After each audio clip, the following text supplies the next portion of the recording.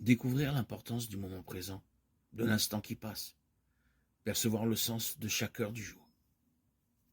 Voilà ce qui compte.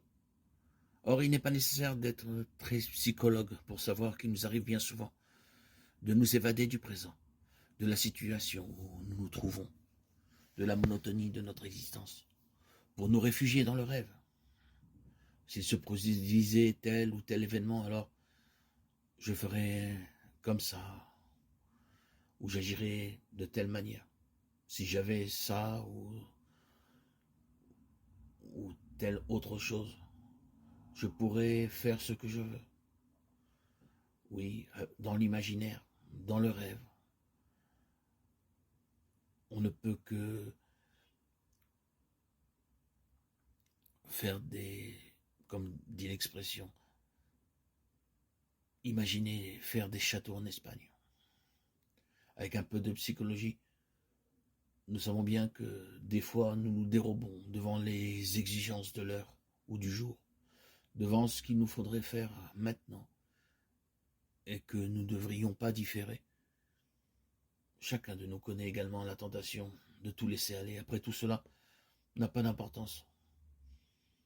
Passons à autre chose. Et ainsi, nous trouvons aucune culpabilité à nous résigner.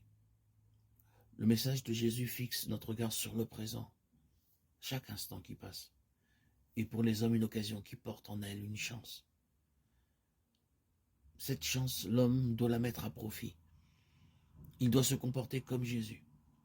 Ce qu'il fait aujourd'hui pourra avoir de grandes répercussions dans l'avenir. C'est un fait d'expérience courante.